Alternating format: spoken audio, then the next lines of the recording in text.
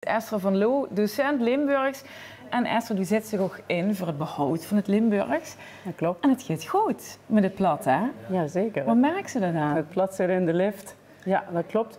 Nou ja, in eerste instantie kan ik dat zeggen als docent van Limburgse cursussen hier in Heerlen. Die zitten elke keer voor. Ik ben vorige week weer gestart met 33 nieuwe cursisten. En dat zijn allemaal jullie die dus geen plat kunnen, maar die het wel heel graag willen leren. Ja, klopt. En niet alleen in Heerlen natuurlijk, maar over de hele provincie. Goed, toevallig wie je heen voert, hoe ik uit Panningen, Bibliotheek Maas en Peel, die zijn ook begonnen. Die huren onder hetzelfde project. Hè. Dus nou, het is eigenlijk al geen project meer, het is gewoon een programma. Programma Leer Limburgs, maak het Limburgs leerbaar.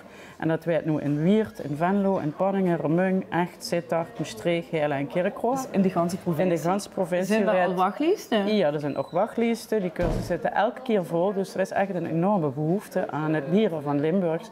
En dat is eigenlijk ook hoe de Raad van Europa ons al jaren toe oproept.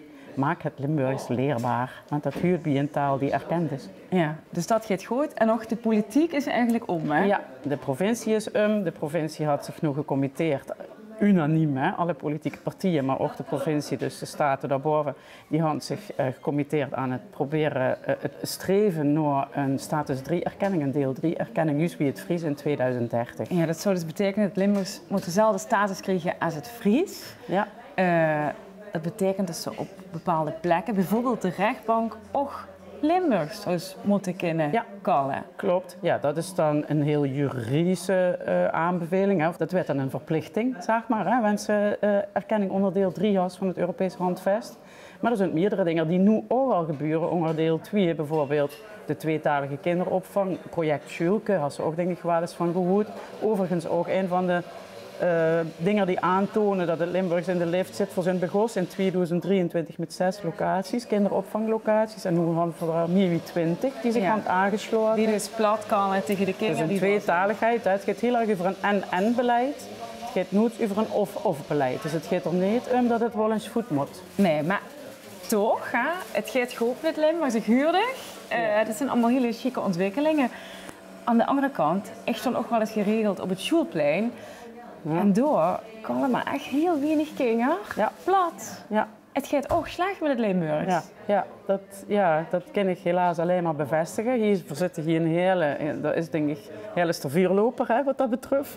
Had de treurige koppositie in het verlies van het dialect. Dat had hier natuurlijk ook wel een geschiedenis van hoe het mij in 1920 gesproken hier al nog. Wordt het Limburgs dialect hier al een van de minder gesproken talen. Ja, maar het gaat goed en het gaat slecht. Ja, precies. Hoe moet je dat zien? Dus als je ons vergelijkt met Friesland bijvoorbeeld, de intergenerationele overdracht is in Limburg heel erg slecht. Dat betekent? Dus we verlezen een hele hoop kinger. Dus als kinger kan een rolletje tegen ons truc. En dat wil zeggen dat ze dus ook hun kinderen niet in het plat zullen gaan opvoeden. Hè? Ja. Want het plat vullen ze niet als hun eerste taal. Dus wat er gaat gebeuren, en de goedste maatregel is eigenlijk... Limburg zou dezelfde status moeten krijgen als het Fries. Dat wil de provincie. En daar hebben ze ook een mening over in Amsterdam op het Boekenbal. Kijk, het huurt bij Westerbeers. En als ze dat een zwoerdere, als je het zo wil zeggen, status geeft, dan blijft het denk ik ook langer een levende taal. En dat zou ik echt geweldig vinden. Er verdwijnt er zoveel, dus laat dit nu maar blijven en bewaard blijven, ja. En als ze al die mooie liedjes en al die kinderen opschrijven, dan vind ik dat toch wel belangrijk. Wenn je een status had en kinderen ook op school meer leren, dan blijft dat ook bewaard. Dus ik vind dat wel belangrijk. Nou, ik vind eigenlijk dat we meer richting Europa moeten denken. En niet zozeer naar provincie apart. Het is al aan het versnipperen, dus daar ben ik eigenlijk niet zo voor.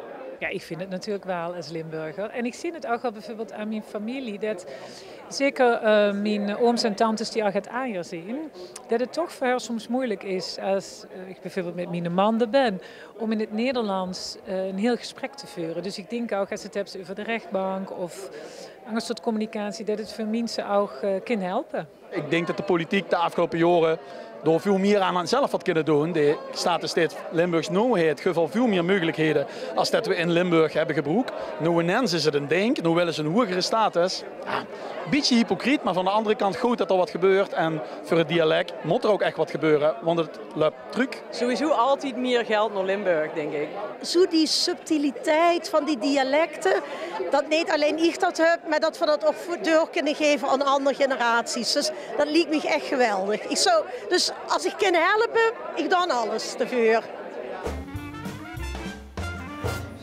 Als het Limburgs dezelfde status wil krijgen als het Fries, dan moet de nationale overheid, het Rijk, moet zich gewoon inspannen voor het behoud van de Limburgse taal.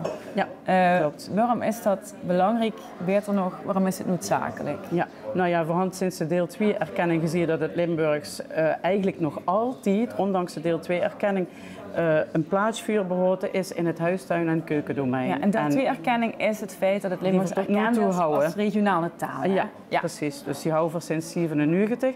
Maar het had eigenlijk nog niet opgeleverd wat 4 jaar willen. Normalisering van het Limburgs in het publieke domein. Dus op meerdere plaatsen. In de media, in de zorg, bij de gemeentes, nou ja, noem het maar op, in de rechtbank. Het Limburgs is eigenlijk veel behouden aan carnaval. Carnaval, de gezellige dingen. Ja. En met de oma.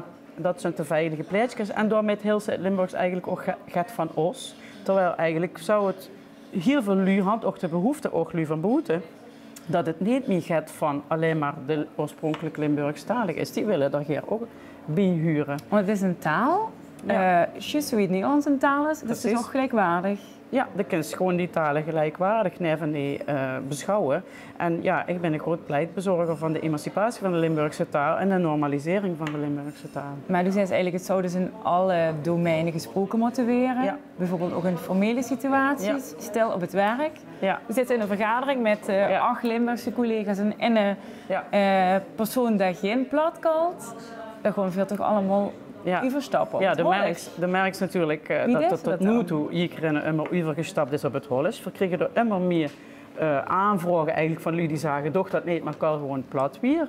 Nou, de merkt dat jullie toch heel erg handelingsverlegen zijn eigenlijk. Dus ze zoeken ze eigenlijk nomineren om dat bespreekbaar te maken. Lot het is van de UM had er onderzoek nog gedaan van maak het gewoon bespreekbaar. Maar wat moest je dat doen? Ik spreek de taal van mijn hart, dat is het Limburgs. Doe ik als de taal van die hart, dat is het Hollands. We verstaan elkaar en samen komen we er alsnog uit. Het is een hartstikke inclusieve taalmodus eigenlijk in plaats van de nu zo goed uitsluitende taalmodus. We spreken hier Nederlands. Dus de gedachte dat alleen maar Nederlands spreken, dat dat inclusief is en alle andere taalmodussen uitsluitend zijn, zeg maar lu uitsleten. Dat is ook niet helemaal terecht. Nee, dus we moeten niet meteen switchen naar Nederlands. Nee. Maak afspraken met een gesprekspartner. Vraag het gewoon na. Wat vind je fijn dat ik spreek met dich? En kan dan vaker plat. En zo blijft de taal hopelijk levend. Zo werd het zichtbaarder en hoorbaarder in het publieke domein, ja. Goed. We hebben huiswerk te doen. Dankjewel, Esther van Loo. Graag gedaan.